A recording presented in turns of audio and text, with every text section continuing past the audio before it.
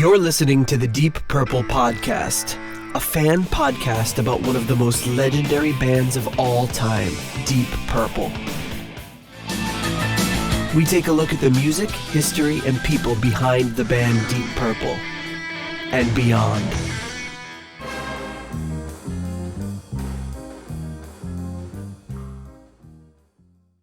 Welcome to the Deep Purple Podcast, the first and only podcast devoted to one of the greatest bands in rock history, Deep Purple. Today's episode is episode number 165, the Father's Day Special. And coming to you from the fatherly suburbs of Chicago, I'm your host, Nathan Beaudry.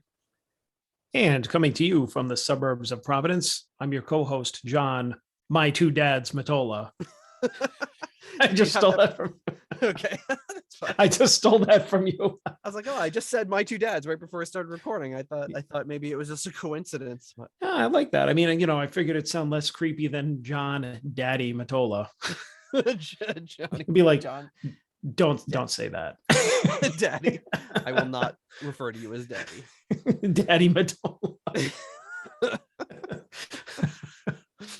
Who was on my two dads? I forget.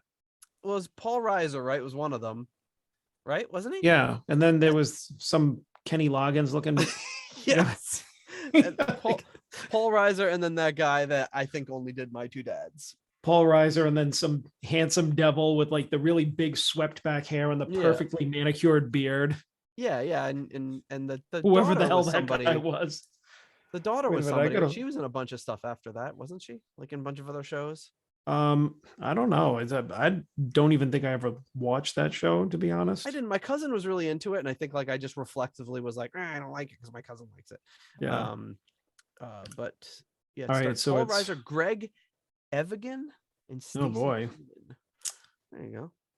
It's a yeah. So our international listeners probably will have less idea about this than they did about Perfect Strangers or Golden Girls. But My Two Dads it ran for a few years, right?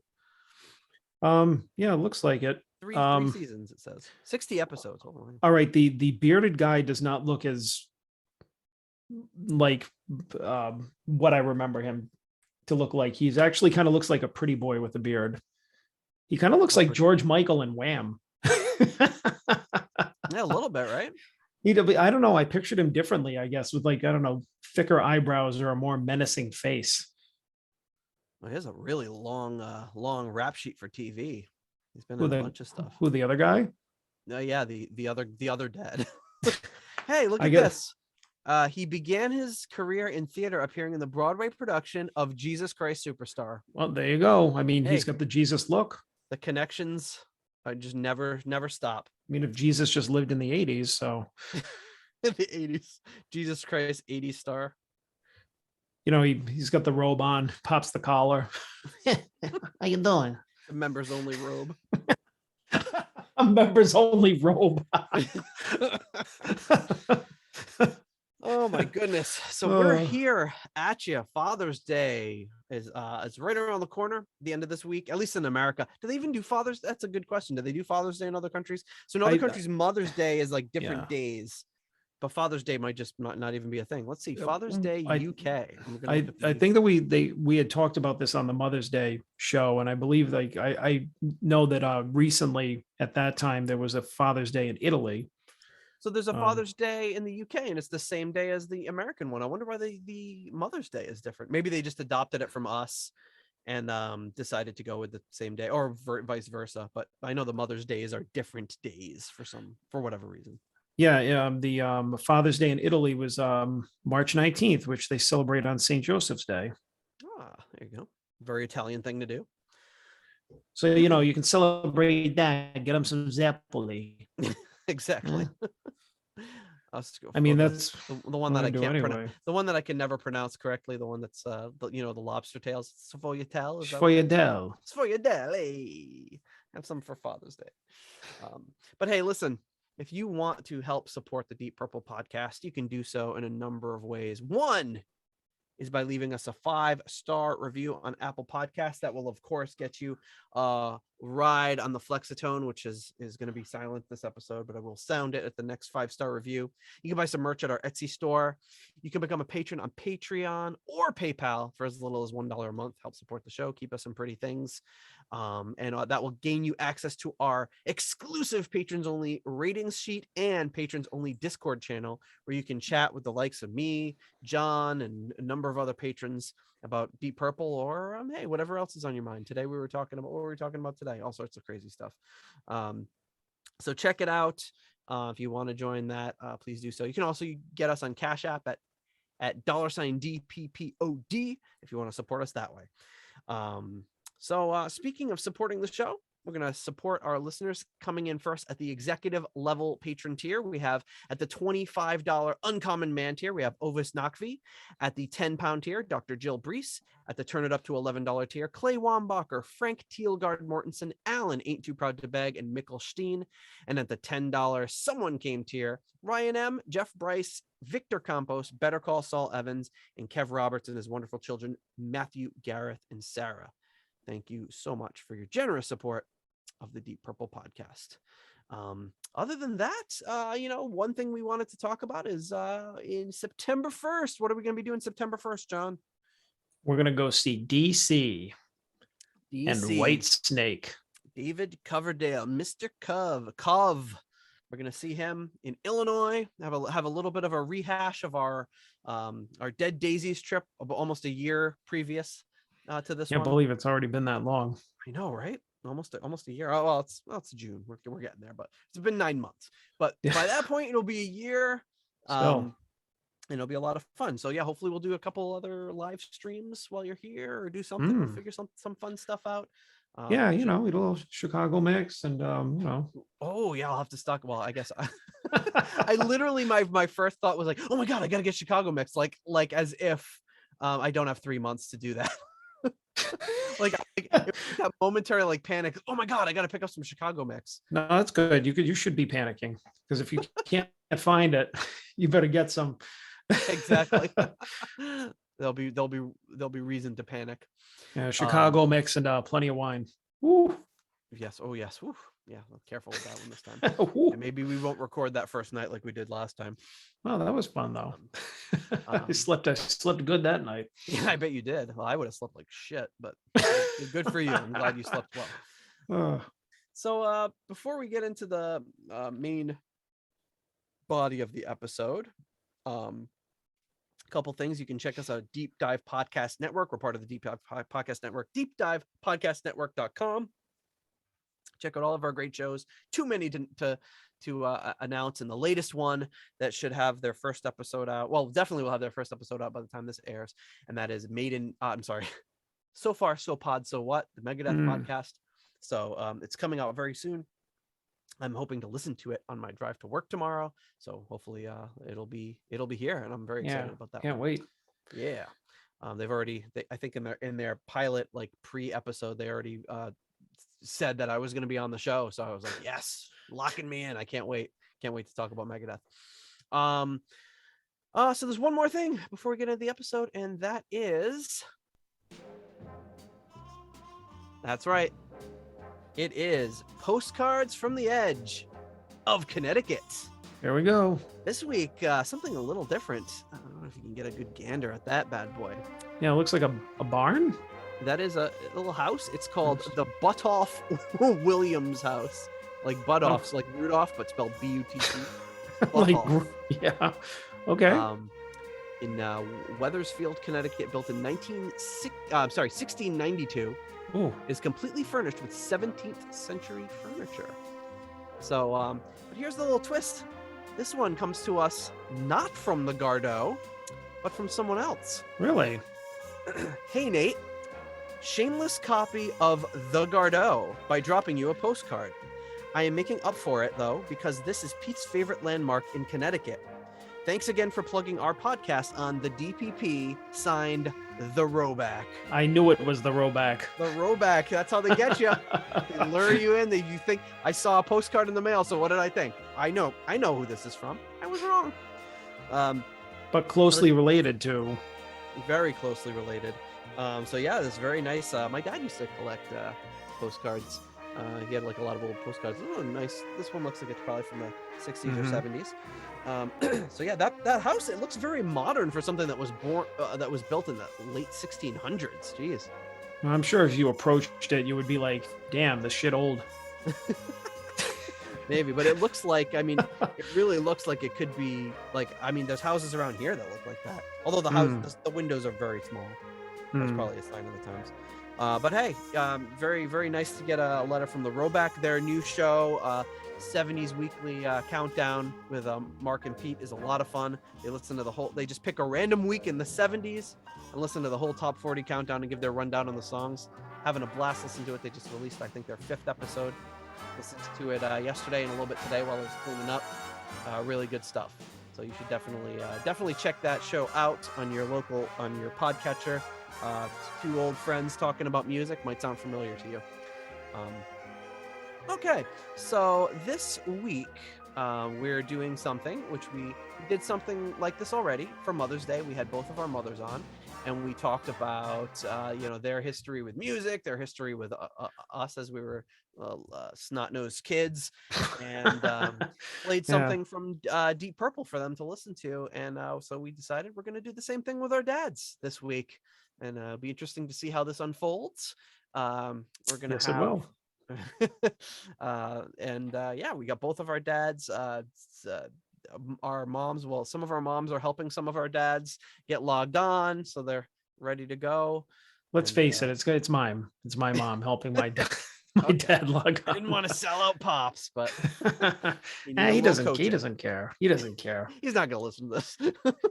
And if he does, he's gonna be like, well, you're right, I don't want to get on that by myself. Rather you do it.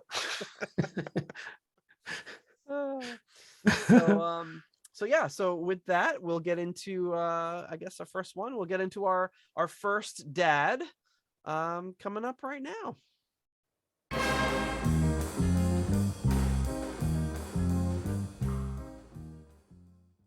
To start it off, we are joined by none other than my dad. Butch's iPad, it says. Butch's iPad. That's my nom de plume. Yes. So welcome to the Deep Purple podcast. We had our moms on for the last episode, for the Mother's Day episode. We're having our dads on, and we kind of get a little bit of a taste from you about our childhoods, about your background with music. So first off, how amazing was I as a child, and what was my what were my musical tastes? Well, you're an okay kid, I guess. You had no siblings to compare you to, but I'd say you were a great son to have. You had great taste in friends. You had great taste in music. You had great taste in parents.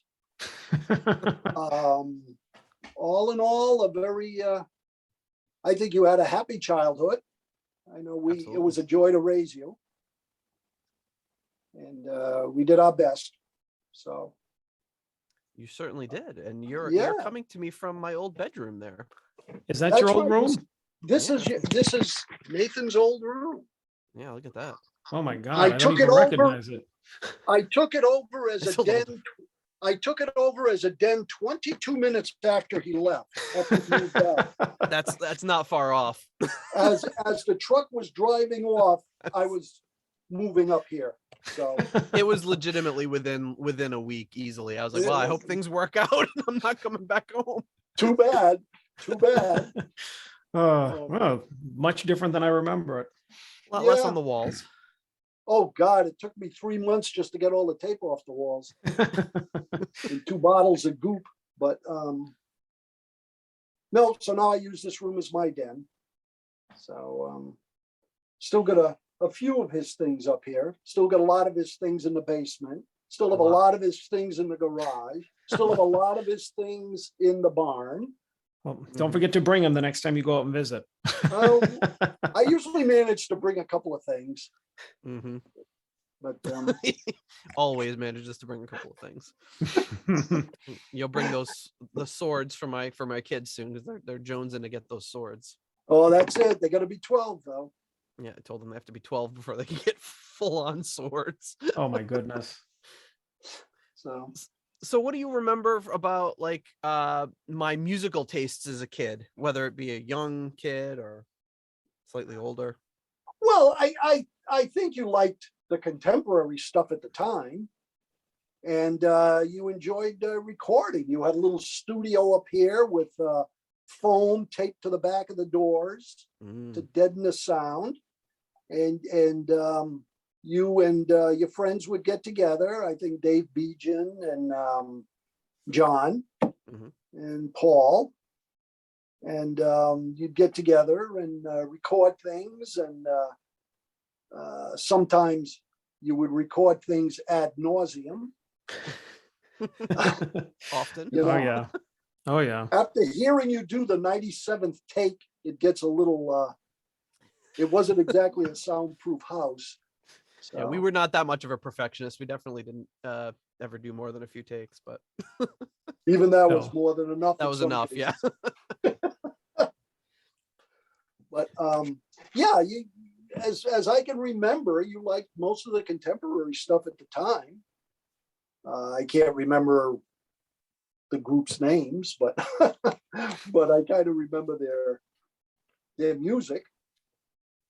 I remember when I got the Ozzy Osbourne album, the tribute album, the tribute to Randy Rhoads as guitar player that unfortunately died very young.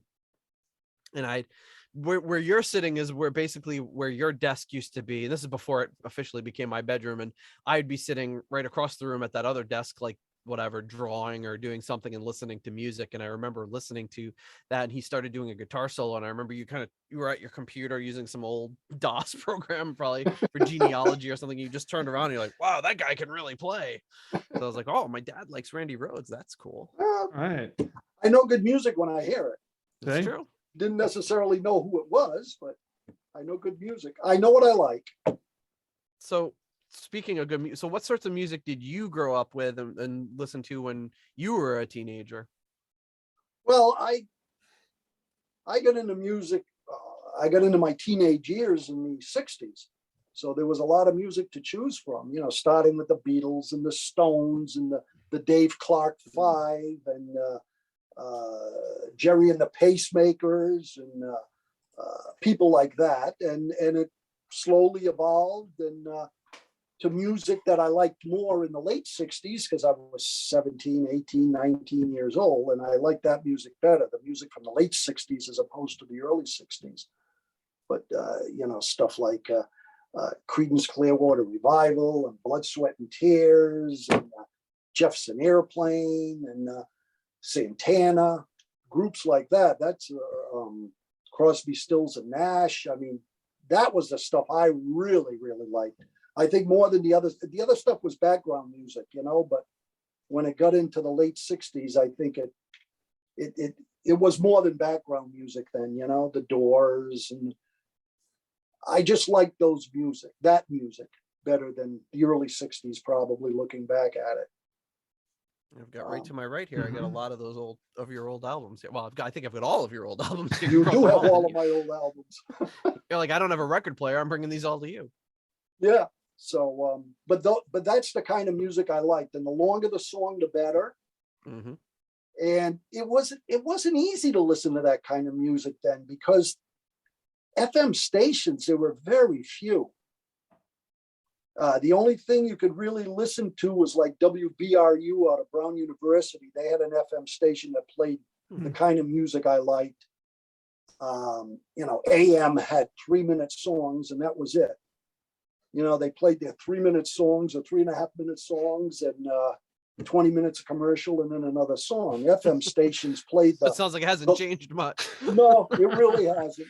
And but the FM stations had those, you know, they play the long version of Light My Fire, the 7-minute job instead of the 3-minute job, and Inagata de Vida, they play the whole thing, and you know, all stuff like that. And it was the long versions of songs which were the great ones, you know, the ones where everybody took their turn in the middle playing drums, guitar solos, drum solos, piano, organ solos, and that's what I really liked. I still like long songs. Yeah, I remember that very much. I remember you playing me when I was young. The Chambers Brothers, Oh, Time. time has come today. I think it's probably a whole record side, right? It's like 20 minutes long. It's just about. Those are the songs I like. That's the music I really, really enjoy listening to. Couldn't get enough of it.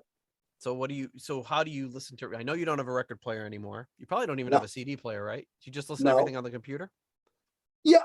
Well, I've got a lot of albums on the computer that I listen to. Queen and the Stones and Squirrel Nut Zippers. I still love the Squirrel Nut Zippers. I haven't thought about them in a while. Oh yeah. Oh, I love the Squirrel Nut Zippers. That's right. I forgot about that. You know, me and John went to see them, right? No, I did not know that. Went to see them, and well, it would have been the late 90s, but it was the Roads on the Patuxent. Oh my God. We were the only people that weren't like dressed like we were from the 20s.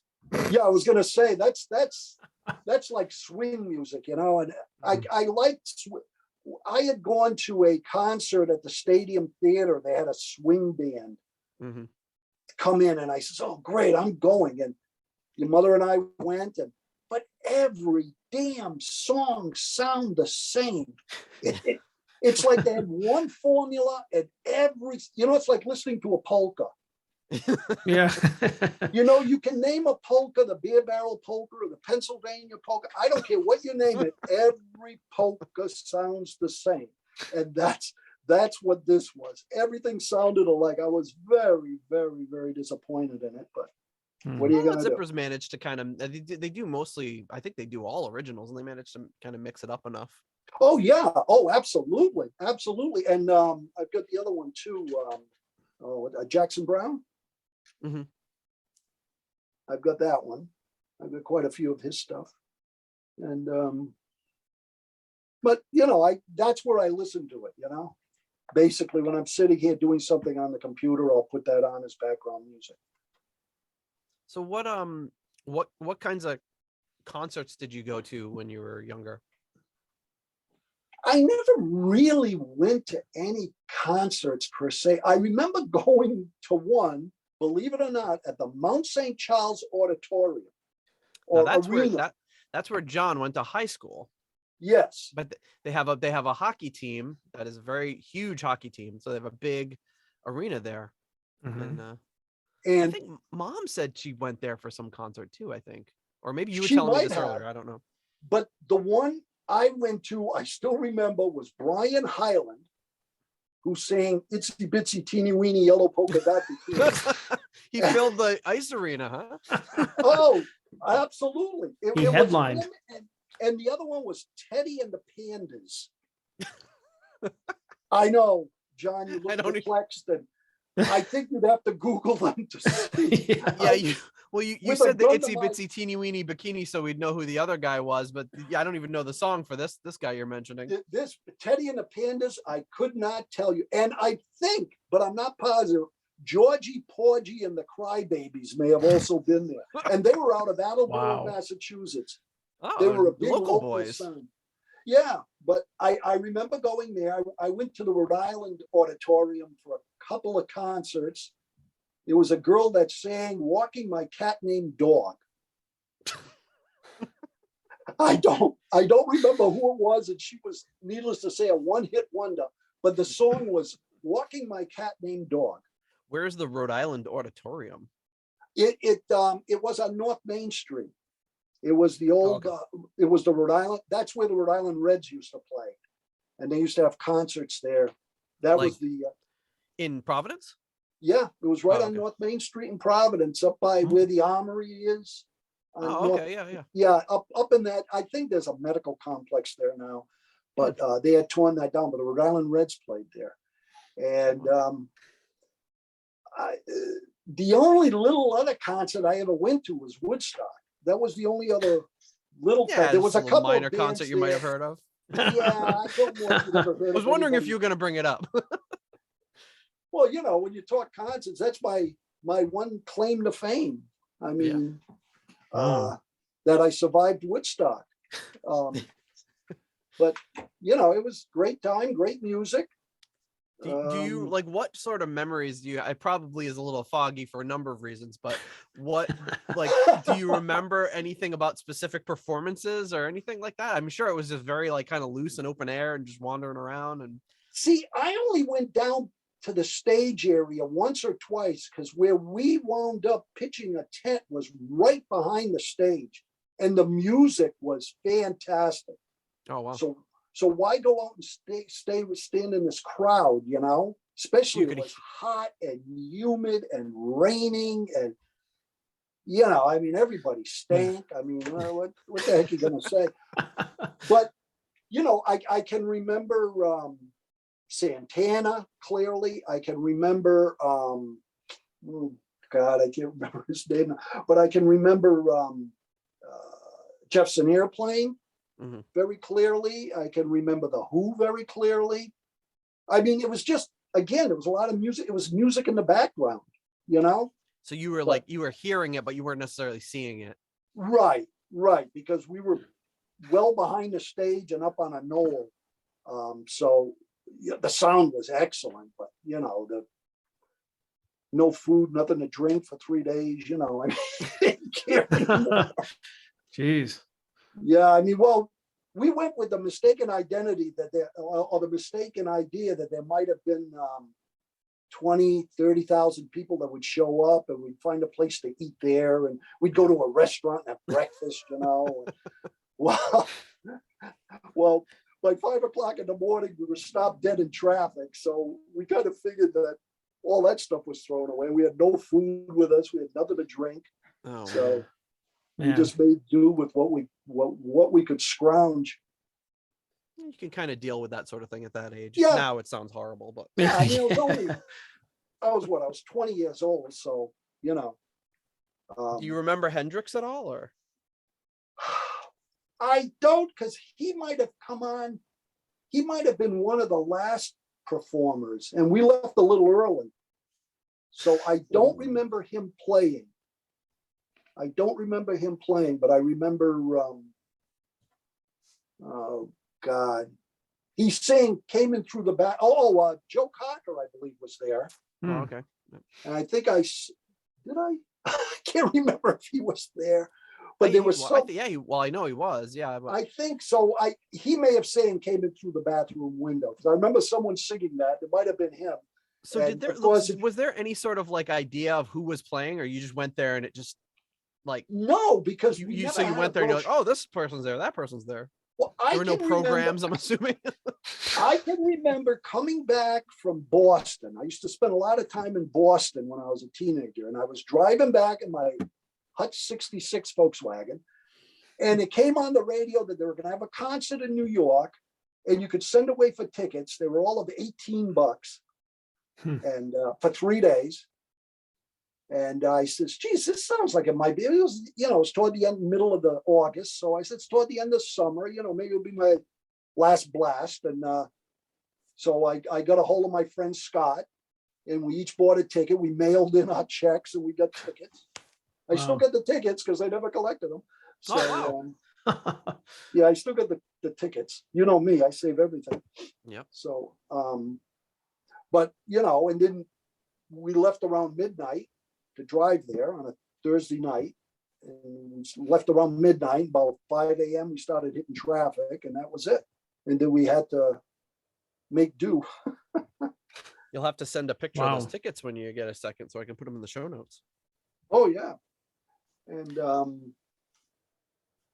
so, you know, and then we left a little early, and we went there with another 3 guys, but they drove up in their own car, but they wound up staying with us. So there were 5 of us all together. We had a tent, and we pitched a tent, and, you know, we just sat there and listened to the music and drank and did other things, drank some wine that we managed to find.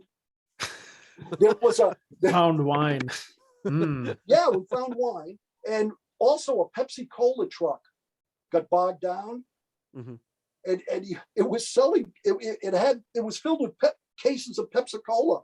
And the driver, you know, everybody started storming the truck and stealing the cases. So the driver just said, to hell with it. And he walked off, and we managed to score a case of Pepsi. No. So we had that to drink anyway, but there was nothing. I don't remember eating anything.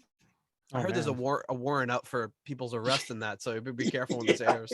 Yeah, there's 400,000 arrest warrants issued that day. Jeez. But it was a very surreal thing to go through. I think, you know, it was peaceful.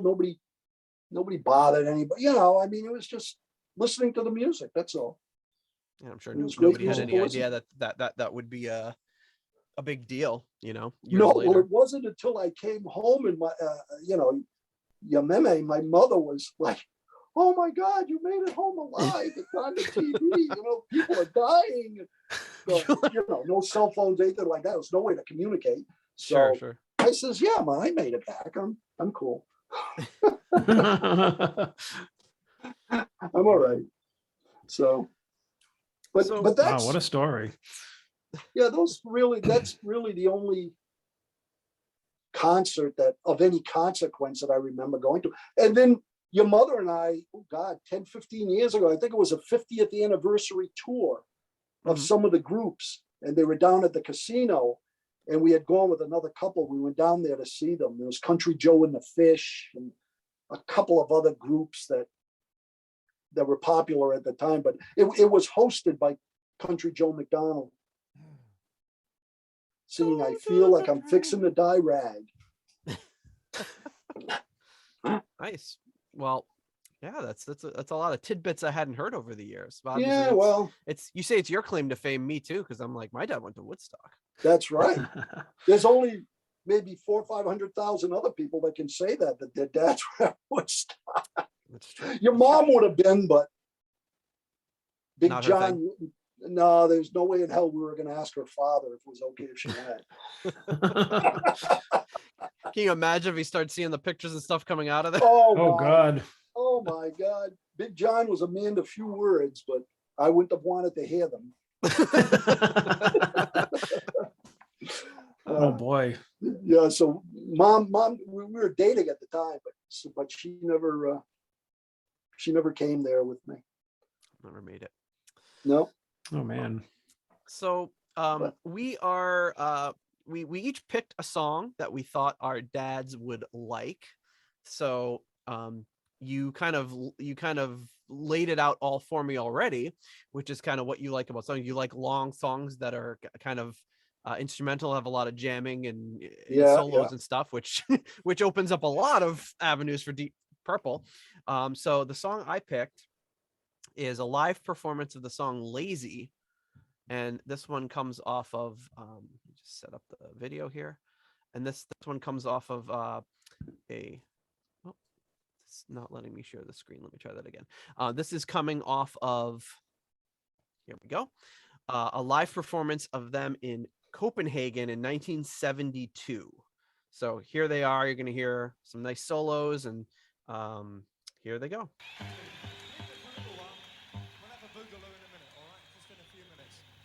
For now, here's something which you might describe as, so we'll jump up and down later on.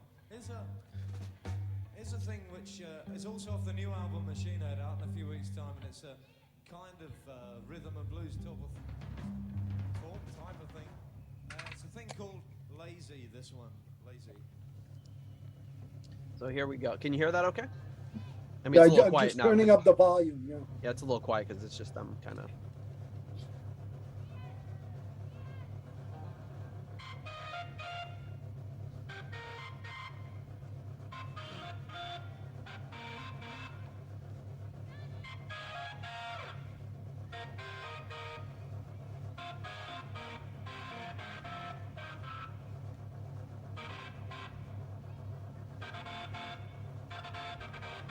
So that's John Lord on organ.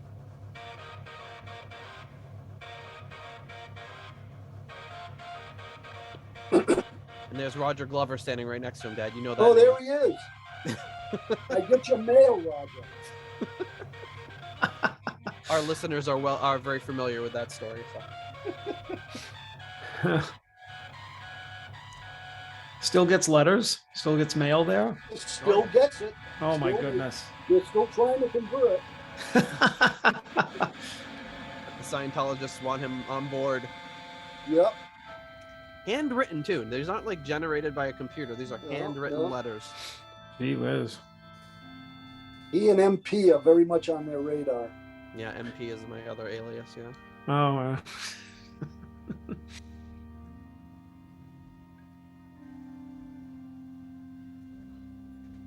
So you got a lengthy little instrumental warm up for this song.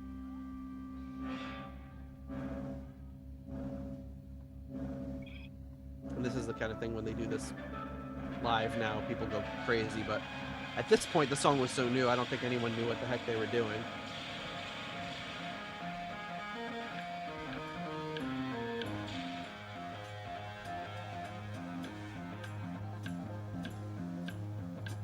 I wonder how many people they were playing for. I think it was this venue. It's only a few thousand, right? A few thousand. Probably, huh? Wow. They wouldn't waste their time with that, no. And this is right before they really took off.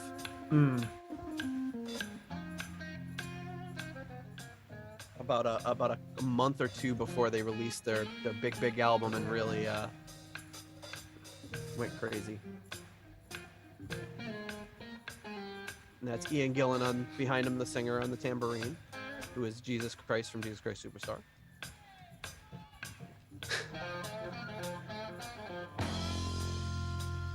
And that's Ritchie Blackmore on guitar.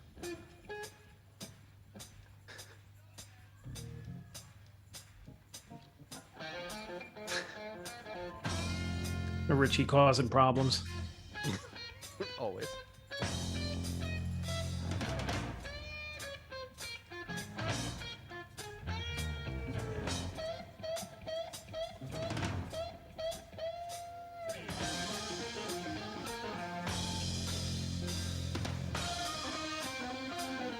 When we went to go see them back in February, they played the song, and this is the point where everyone starts to go crazy because they're getting into the song.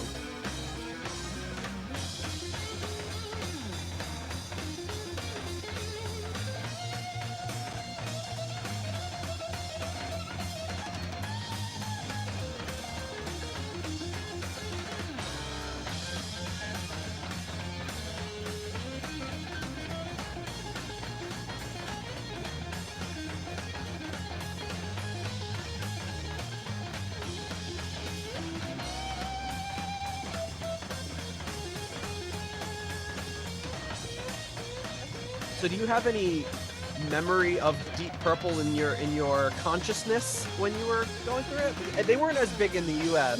at this point. Not really. Not really. Because like all those bands you mentioned before, you had all those records, but no Deep Purple records. No.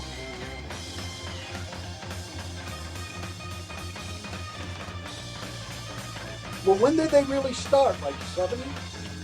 68 was like their first. They had like a different lineup than this, and they released a few albums, and then this is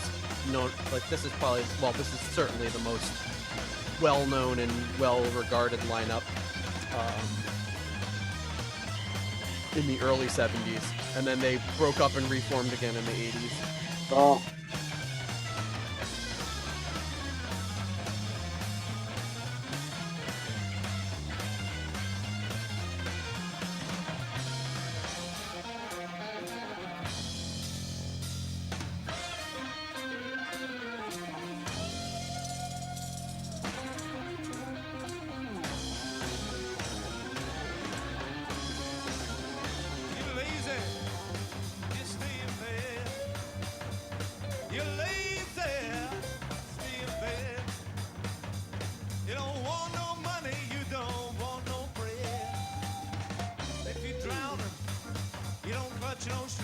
He's reaching for the harmonica there in his pocket, getting ready.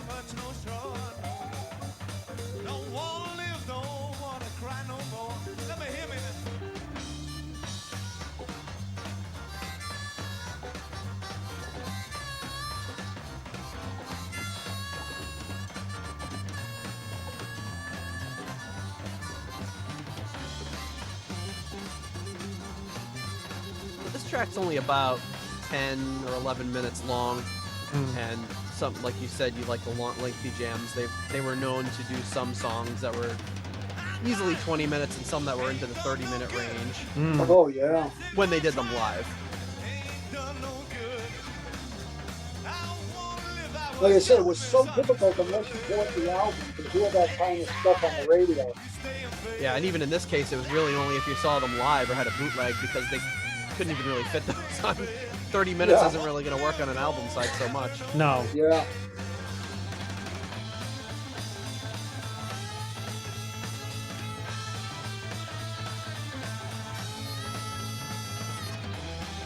So the singer, the bass player, and the drummer are all still in the band. We got to meet. Is that right? Yeah. We got to meet and talk to 2 out of 3 of them when we went to see them back in February.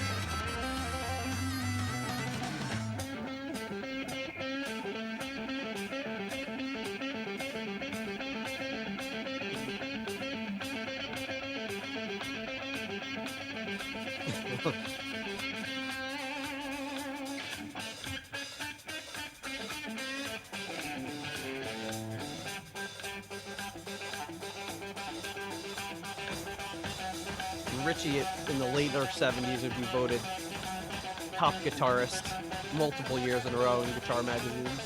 Oh yeah. He was very much influenced by Hendrix. Very much eye-opening when he first heard him play. Although he'd been playing and recording for years before that.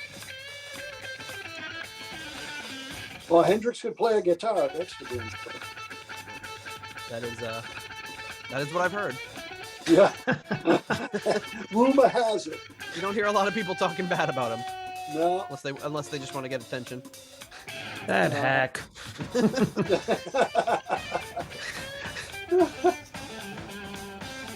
What was it? It's funny. I know how musical you are. You certainly didn't get it from me. I know what I like, but I haven't got a musical bone in my body. I can't sing. I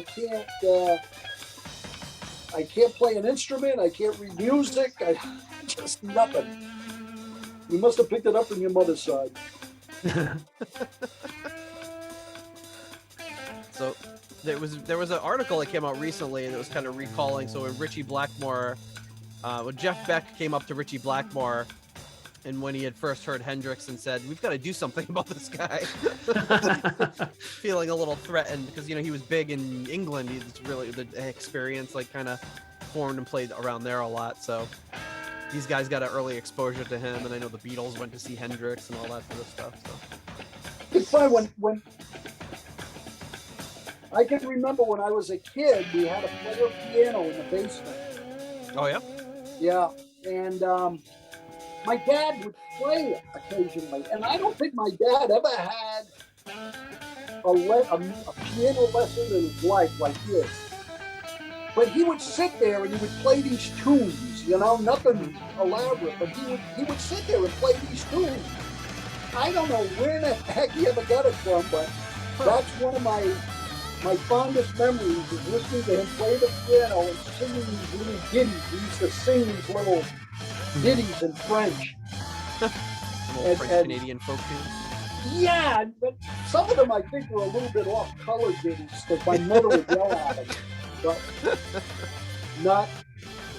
She used to tell him in French, "Don't sing that in front of the boys. Don't sing that in front of the boys."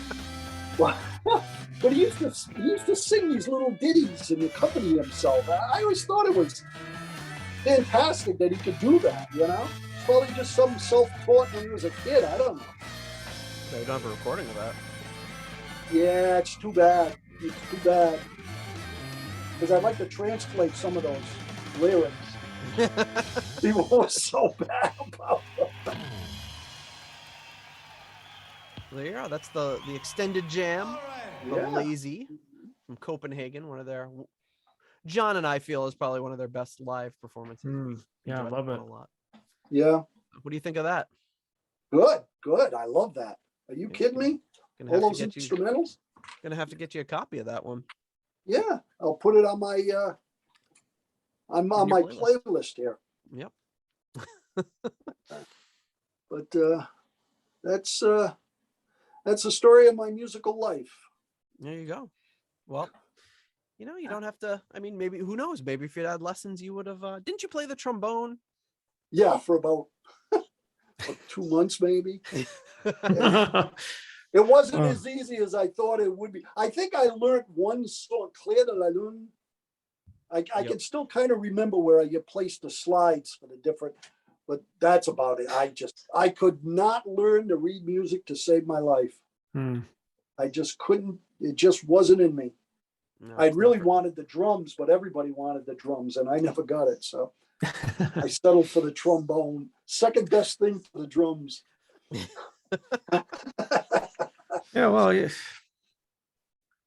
Well, Nathan started with the trumpet, so That's true. Oh yeah. And I did sound like did I had know about the that? same level of success. Did I know that? I think sometimes there's maybe. Oh. Yeah, I started on trumpet when I was like 4th grade or something. fourth grade, Oh, right? wow. The same grade the boys started. Yeah. But I can remember Call Me Al. Oh, yeah. You used to play that. And whenever I hear that song, I can think of you go. Was that? Yeah. No. It was old time rock and roll, right? Yeah, that's old time rock and roll. Yeah. But Call Me Al was another one. Well, Call Me Al we did in the jazz band when I played bass. Yeah. And whenever I hear that, I think of you playing your trumpet. I was never good enough to play that. I could play old time rock and roll though. That sounds easy. That's it. That's and there it. were enough trumpets too. If you didn't know what you're doing, you could just move your fingers and not blow into the trumpet, and nobody would know. Mm. But it's Yeah, funny, I think we all tried that one. I guess music is a great memory shaker upper. Yeah, I mean, there's always you say, oh, the first time I heard that song was, I was doing this, or I was going there, or I was with so and so, and it's fantastic how it, they say how smells can sometimes bring back vivid memories, and music can too. It's incredible. Oh yeah. I'm just sitting there, and a song comes on, and I go, "Holy crap!" I was in the 11th grade when that was popular, and it was. I still remember the first time I heard "Light My Fire." Oh yeah. Oh yeah. I was driving. I was driving to Boston with a bunch of guys, and we used to go up there and just hang around, and we were driving up there, and it came on the radio. Light My Fire. And it's so vivid in my memory that I was driving up to Boston was the very first time I ever heard that song. I think so many of them for me too are tied into like stretches of road. Like I remember I was on this street or I was on this part of the highway when a song came on because you'd hear it on the radio, or maybe you just had the album you start playing in your car. And it's so much is tied to that. Oh yeah. Yeah. It's, I guess they, in some ways, like Alzheimer's patients and dementia patients, they'll play the music, and I guess it calms them and brings them back to another time. And I'll have to start making my playlist for what they can play for me to keep me occupied or jog my memory. Well, I think you'll be playing it for me before somebody will be playing it for you. Hopefully not. just throw on all my old albums and sit me in a rocking chair, throw on all those old albums, and that's it. I'm happy. I've got them right here. It'll be easy. That's it. Sounds good to me. That's it. Well, all right. So, thank you for joining us. Yeah. Well, thank you for inviting me. It was a pleasure. Happy Father's Day, I should say. Thank you very much, and happy Father's Day to you as well. That's right. I'm sure we'll be speaking before then, hopefully. I certainly hope so. Yeah. By the time that when this airs, this comes out, it will be the Monday before Father's Day. So. Oh, so what's that, next week, right? Yeah, next Monday, I think. Yeah. Mm-hmm. Yeah. So yeah. Father's Day. Recording this out of sequence for that. So yeah, this will come out the Monday before, leading up to Father's Day. Happy Father's Day. Thank you for joining us. Thank you for inviting me. Yes. It's been a pleasure. And we will talk to you again. We'll have to have you on another time. Go over absolutely the second part of our Woodstock series. You can help me out on Grandfather's Day. Yeah. Yes. All right. Well, thanks for joining us. Okay. Thank you. Thank you.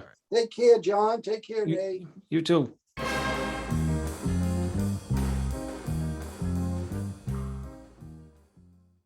All right. Well, we got one dad down. That was a lot of fun. Learned some stories about Woodstock I hadn't heard before.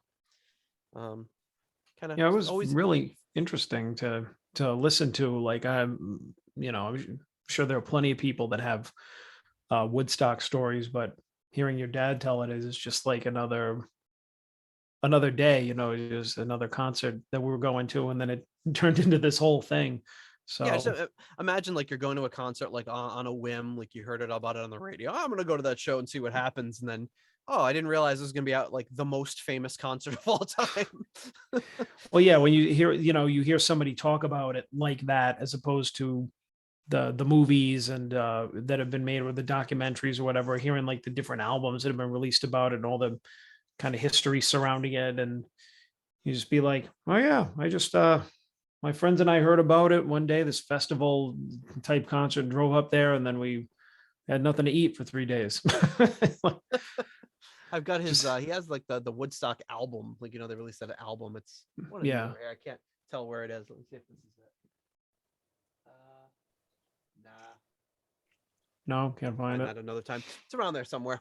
But not as exciting as actually going to the show. But all right. So before we move on to our next dad, which dad could it be? It could be any dad. We kind of don't have a lot of suspense leading up to this one.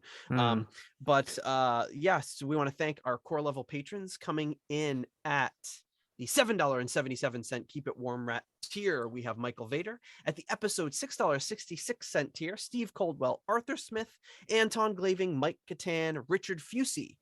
At the $6.65 Almost Evil tier, we have Kenny Wymore.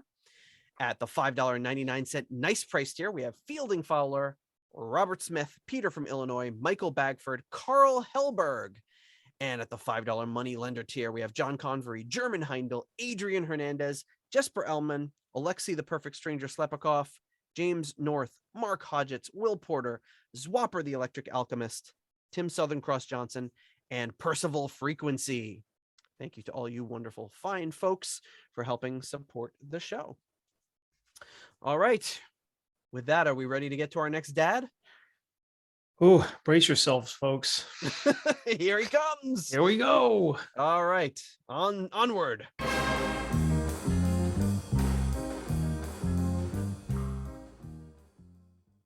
All right. We are joined here by John's dad to close out the episode here. So Yeah, baby.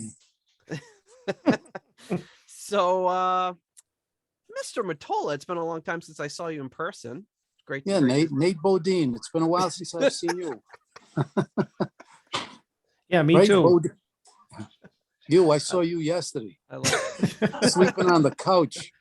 I like You were my- sleeping too. I like my new name too. Nate Bodine. Well, that's your old name too. We could never get it right. You got it right the last. Oh, that's true. I know it's Beaudry, but I was in the service with a fella named Bodine.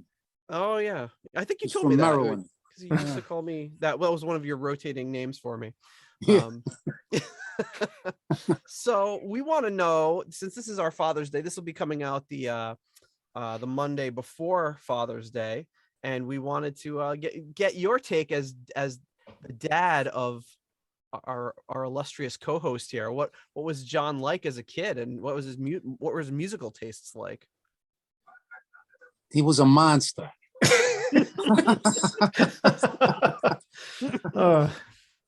His Here we go. musical taste, well, Kiss. He liked all that crazy stuff. Long-haired stuff. And well, Kiss, I don't know what else. What else? Like Ozzy Osbourne and all that kind of stuff. Yeah, you didn't like him. Well, now I do. Now you do.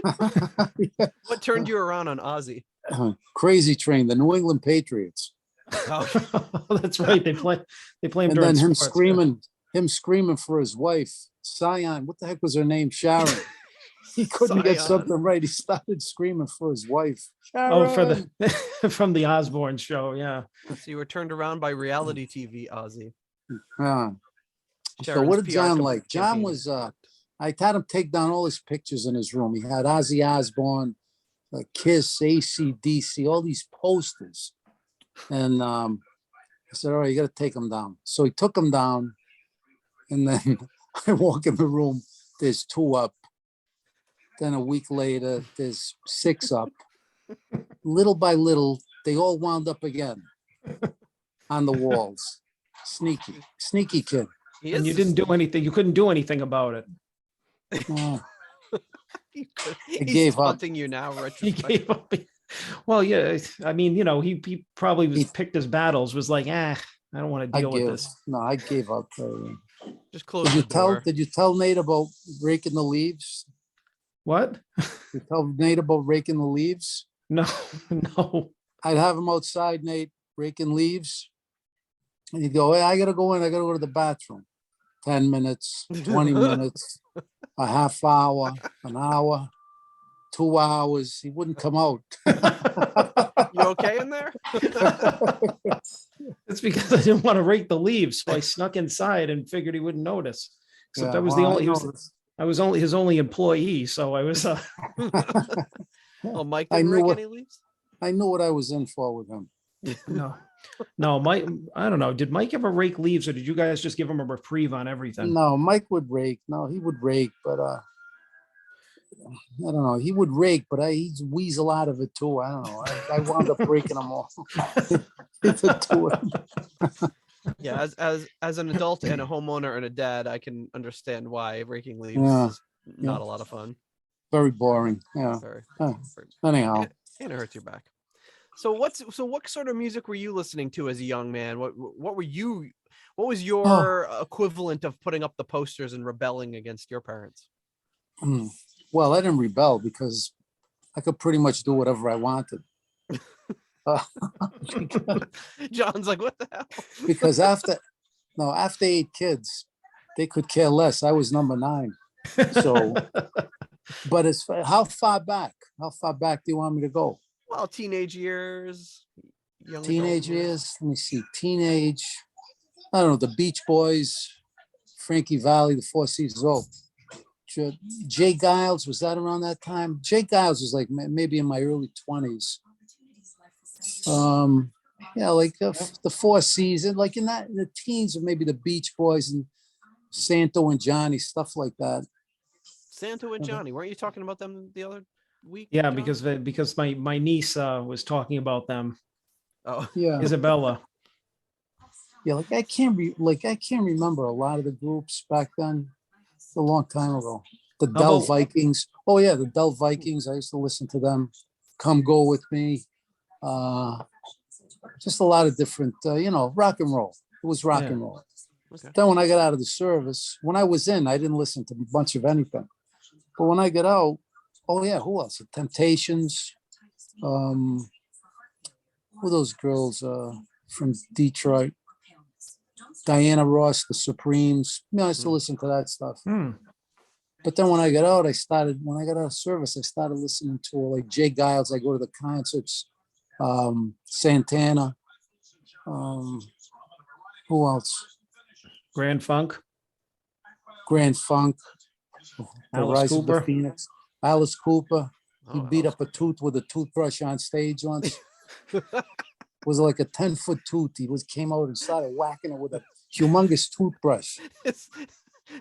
But isn't a toothbrush supposed to assist a tooth? It's not like a weapon against teeth.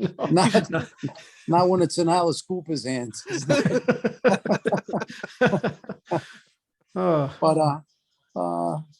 But there was a lot of different, Yeah. that kind of stuff. I like Jay Giles, particularly because what they did was, I remember seeing a concert. Like, they didn't introduce the whole band all at once. They would, like, the drummer would come out and he'd start, drumming. Then they'd introduce like the guitarist, like one of them, the bass. He'd come out and start playing. Then they'd introduce somebody else, and he'd come out playing. And little by little, the thing like crescendoed into a song. And then Peter Wolf came out and he started singing and jumping around stage and stuff. So I like them, you know, pretty much. I think I had a couple of their albums, huh, John? Yeah, I think so. Yeah. Yeah, Jay Giles, but you know, I can't remember which one though. yeah, neither can I. But I still got a bunch of them downstairs that I haven't played in a while. But, Mm. you know, Well, you have to break them out. yeah, We could start absolutely. a podcast about Jay Giles. Jay Giles, yeah. Peter Wolf. And Peter Wolf. So All what right, else? So I guess what is your background? Like, what do you know about Deep Purple other than what you've heard from John? Like, do you have any history with them at all? Deep Purple. Well, I like one particular song, Smoke on the Water. I've heard of it. Oh yeah. That was about their most popular one, I think. Yep. Right? In the States for sure. Yep. Yeah. Well, And, you had their live album Made in Japan. did I? Yeah. You You remember? got it now. Well, You got it now. You took all the good ones. Well, yeah, but I mean, you still have access to them. It's not like I'm keeping them from you. Yeah, that's true. That's true. But do you remember that one or no? Because I remember Deep Purple. finding that downstairs with all your other records. Deep Purple. Yeah, well, I don't know anyone in particular song. I mean, there are a lot of songs on that one, so I don't know any other one you would know. I don't know if I heard them. If I heard them, I probably recognize them. You know? Yeah. Well, there's a way to test that out because John has picked a song for you, the song that John wants to present to you as a song he thinks you might like. So what do you got for Pops, John? So we have Highway Star from Made in Japan. Maybe that'll help jog your memory. Highway Star. Yeah. Well, let's hear it. All right. Well, here we go. So we're sharing audio with you, so you should be able to hear this. Let's check it out. Yeah. Let us know if you can hear. Hey, when it that's comes the in. album. That Yep. was my album right there. Yeah. Yep. It was. Yeah. Not anymore. Can you hear it? Barely. So it's just starting up now. This opens the album. So this is considered by a lot of people to be the best live rock album of all time. Really? Yep. I want it back. You got it. Hey, you know Seinfeld? Give it back.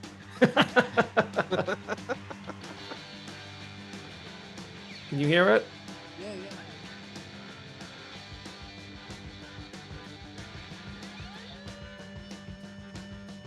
Yeah, that's what I used to listen to. I guess that was pretty crazy too, huh?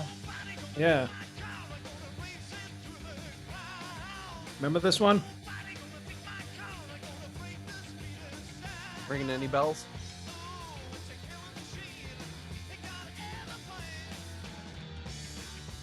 Bobbing his head, so I think we're getting Yeah, the recognition is coming. kind of. Kind That was a long time ago. Yeah. Damn. Yeah, this album came out 50 years ago this year. 50, yeah. 7, Or maybe it came out 73. 73. Yeah. 72, 73. Uh, We should know this, Nate. Good. yeah, really. I think it was recorded in the summer of 72. I think it came out in like early 73. Oh no, it was late 72. John, you should bring it December. over. We'll put it on my turntable. All right. I'll bring it over this weekend. He's gonna reclaim it. Yeah. Then I won't be able to leave with it. Nah, I won't keep it. But yeah. So that's considered to be one of the best, huh? Yeah, and I think it was done largely without it. Well, it was done without it. So they say, no overdubs, no studio trickery. It's just all recorded live to tape from the show Yeah. itself. So it was really supposed to show what the band sounded like live. Yeah. Yeah, they were good. They were good. I liked them. Not only because Deep Purple, but I liked their songs. Oh. Very good. Yeah, a lot of, I mean, very good musicians, so easy for them to perform live and not need any touch-ups in the studio. Yeah, that's true. So true. How many did I have, John? Just one? Deep Purple? Yeah. Oh. Yeah, I'm pretty sure I never found any other ones. But you had Aerosmith Rocks too. That was another good one. Oh, I had that one, right? You got Yep. that now? You got that one, right? I don't think so. He's making a list of all the stuff he's going to reclaim from you. You Because know after, that? because I after the got a- show, how he's going to about a- call me and be like, I want all these back. How about you got Rick Ocasek, the Cars? No, I didn't take any Cars records. Oh, I know who you used to like. You used to like Peter Frampton. Remember that? Yeah. Oh, there's one. There's one, Nate. He was like 2 years old, and he put his hands on the stereo and danced to Peter Frampton. Mom Any told the same particular story. song or just the whole album? No, he just stand there and just through the whole album. I have to turn it over and play the other side. He wouldn't move. He was stuck. My son Peter did the same thing when he was 2 for Dire Straits. He just loved listening to Mark Knopfler. Yeah. I don't know Oh, where those geez. things come from. There's a couple other English groups that I like too, but I just can't remember them. You know, a while back. Oh, Eric Clapton. Oh yeah, I like them. Oh, did you get into Clapton from your dad? Oh, you know who else I like? Yep. Billy Preston. Billy Preston was. That was what, 20 years ago? Hmm. Yeah, that wasn't that long ago. Billy Preston and Yeah, Billy Preston was great. yeah, and what's that other group? That traveling. Traveling. Traveling. Yeah, I like them. But that's now stuff. Well, that's like 30 years ago stuff. Well, Yeah, to me that's now. Yeah, now. Now, 1988. Yeah, now. Yeah, you got it now. Now, hombres. Speaking of that guitar solo, listen to that. Yeah. Reminds me a lot of myself. How? The way I play.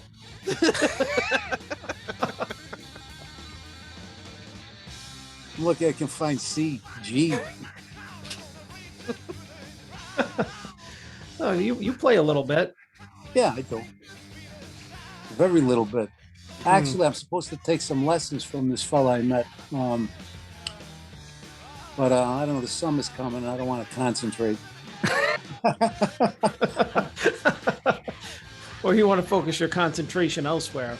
Yeah, sitting by the pool reading the newspaper. You could be sitting by the pool strumming a guitar. Yeah, well, yeah, I could do that too, I guess. I gotta read the notes. I'm a note guy, Nate. Okay.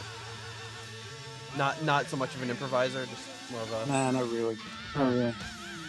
I think I should be on the piano.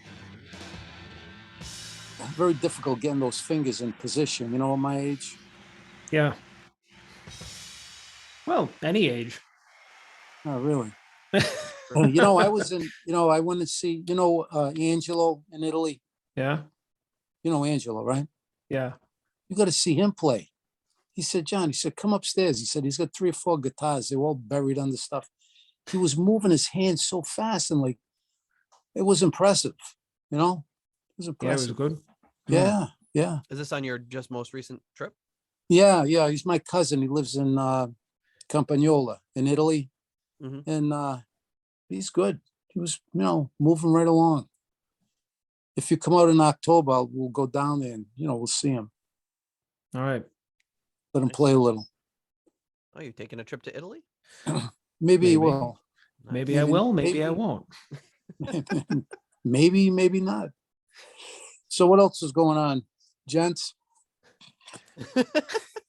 Well, I What do you got, a what- Christmas tree behind you, Nate? What is that?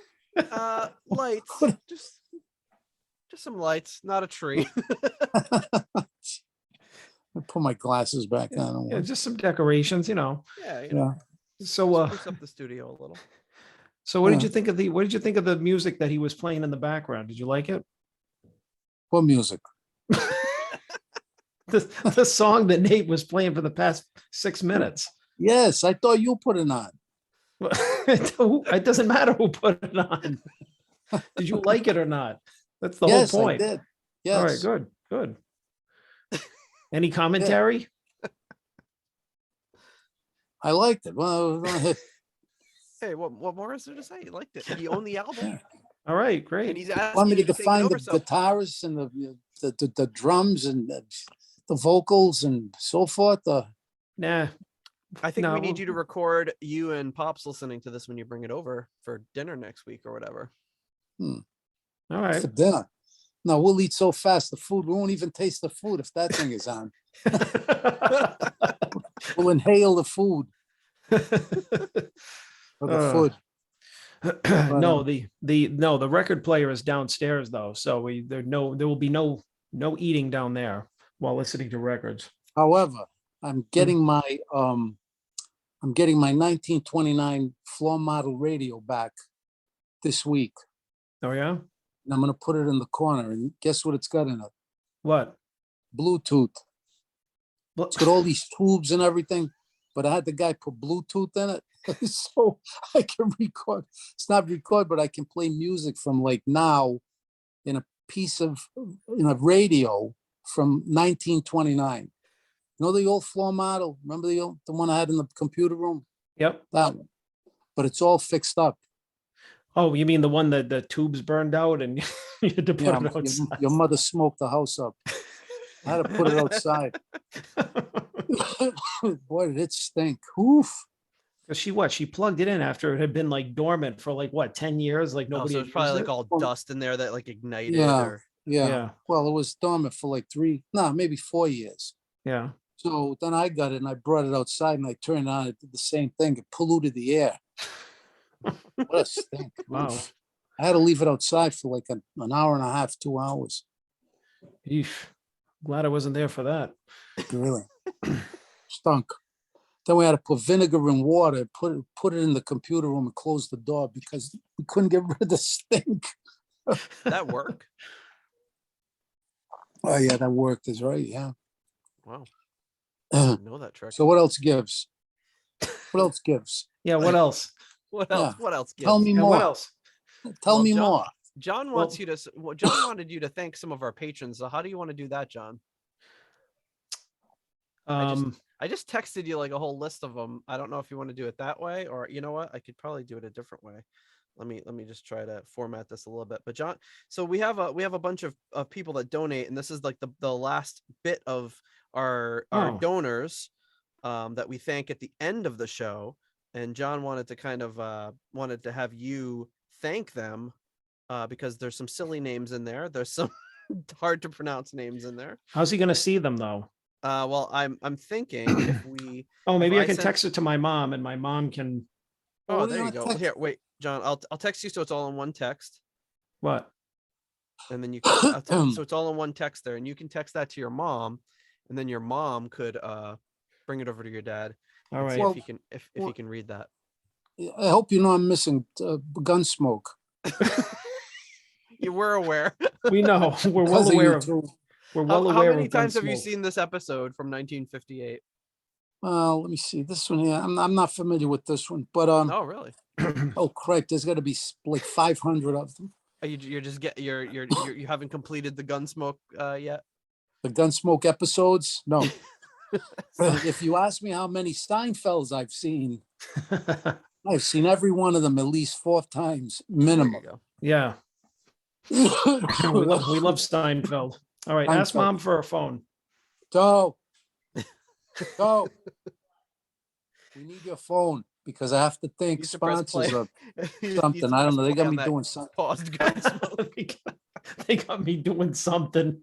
I don't know. They're gonna text you something. Then I got to read some names because they said they were gonna pay me $20. So He's, Thanks to our this is gonna foundation, be here a, you this is go. gonna be a big This. thing to Maybe if All it's- right, when do you want the three? Thanks to our foundation level patrons. there we go. You know, I got a sore throat. You want me to read all this stuff? everything that's in that text you can read. The $3.33 halfway to the evil tier. Raf Calf. $3 nobodies. The perfect tier. Peter Godow. Ian Desrosiers. Mark Roback. Duncan Fife. No, Duncan Leask. Duncan Leask. Sorry, Yep. Duncan. Stuart McCord. Flight of the Rat Bat. Blue Light. Yep. Oivan. Fledge Bull. Runa AJ Stenard. Sorry, we play that sound clip after all of Oh, our you should have told Norwegian them. patrons. So there's only one more. You can go back to the one Wait a after. minute. You can go back Runyard to Simonson. Yep. that's the one. Where are these guys? Where are these guys from? Finland? So Where are they those from? last two guys are from Norway. They're Norwegian. JJ Stenard. $1 made up name. Tier. The father of sleepy tombs, leaky mausoleum. Who are these people? I don't know. These are the names that they selected. Well, as long as they're sending money, right? All right, next up. What? After the leaky mausoleum, who's out? Who else? That's it. No, there's more. Oh There's my more after- God, there's a bunch more. All right. Stephen Somerville, the Concerto 1999 Fanatic, Spike the Rock Cat, Yep. Hank the Tank, Private Eyes, Asho Lionel, Spike's mom, Blackmore Tights. There you go. Done. All right. There you go. That's an honor for our core level patrons to get the names read by none other than Pops himself. Oh, in person, baby, in person. That was good. That took a while, but you did way better with the names than I thought. No, well, But I I'm a mean- name guy. After dealing with all them Greeks in my business, I get the names down pretty good. Well, I told the story to John a while back about how I was at when I was working at Christopher's. I was in the kitchen one day, and then I came out, and you were Woonsocket? yeah, and you were crawling Yeah. up you were crawling up out of the basement. At the time, I didn't know. I don't think I knew what you did for a living, and I said, "What the heck are you doing in the basement of my restaurant?" And then I Did I learned know? Did I know you then? Yeah, Did yeah, because I was probably like, I don't know, 17 or 18. So I don't No, know. I was coming up probably because they had maybe they had a problem when I was delivering Coke tanks. I might have Yeah. been delivering tank. Oh, wait a minute, Christopher's. They went soccer. What street was it on? It's like North Main Street, I think. I can't picture it. Christopher's. I can't think of the exact. It's not there anymore, but it was like, I think it was on like North Main Street. Oh, Christopher's. I can't. Because one of them, I was thinking like the tanks were in the back. I can't remember. But Yeah, I've been in so many cellars, I can't remember. They all look alike after a while. yeah, they do. Restaurant sellers have a Oh, sameness about them. Yeah, yeah. Well, hey, we know that your pause button is going to run out pretty soon on Gunsmoke. So I want to just really thank you for coming on the show and sharing your sharing your love of Gunsmoke. Yeah, gimme. And your fee will be on the way for reading the patrons. We appreciate that. yeah. All right. That's what All I'm right. talking about, baby. Yeah. Extra $20. Ooh, Oh, that's a couple of don't spend pizzas. it all in one place, right? Okay. All right, right, guys. Well, good talking to you. Yeah, thanks for joining us. All right. Thanks. Hey, good seeing you, man. All right, good seeing you. Take care. All Ciao. right, bye-bye. Bye. Bye. That went by fast. Yeah, it did.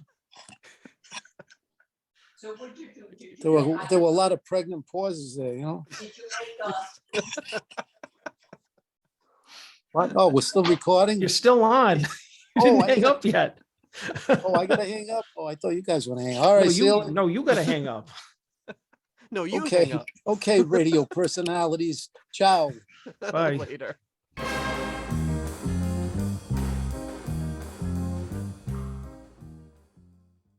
All right, there you go. Whoa, Pops, the legendary Pops. Yep. Did you ever Everybody think finally got to meet him? 3 years ago that we were gonna have our dads on and that Pops was gonna be on a podcast? I don't think in his wildest imagination, Pops ever thought he would be on a podcast. And let's be honest, does Pops know what a podcast is? Has he listened to a podcast? I don't think so. Maybe there's a Gunsmoke think- podcast out there we could turn him on to. he wouldn't even leave his chair. He did it straight from his iPhone. No, and yeah, and at the beginning he had it on the TV and you could hear it, and we were like pretty sure he was gonna just leave on the audio. And I was like, I'm not saying anything. I think this will be great. You just hear the sounds of gun smoke in the background. Yeah, Pops did not want to give up his gun smoke, but he was able to pause it for about 20 minutes and give us a pretty compelling interview. Yeah, we really had to twist his arm to be able to give up Gunsmoke. It's funny because at the end of it, he's like, "Oh, Gunsmoke is on. I get to Gunsmoke." He's like, "Hey, wait a second, let me pause this." We could have watched it anytime. He paused it.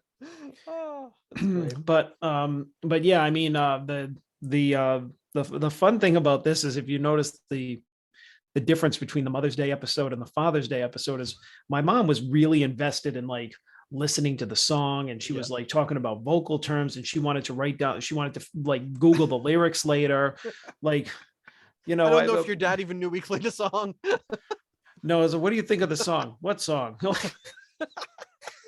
Like, yeah, and then it was just like, and then there would be a break in the conversation, be like, all right, what else? You know, it's like let's wrap this shit up. Let's go. I got stuff to do. But yeah, I mean, that was you know what? Everybody should take a page from his book. I mean, that's how you do an interview. You're just like, I could be here, I couldn't be here. Who gives a shit? Next. Exactly. And it's just like, it's no stress. It makes things interesting. It's the kind of like when you have an interview with like a really big name celebrity, and it's kind of like, you need me more than I need you. So I'll do whatever if I wanted. If I want to eat a bowl of soup while we're talking, I'm going to eat a bowl of soup. Like that's just what's going to happen. I'm just glad that I was able to pull the Alice Cooper story out of him. That was a good one with the toothbrush.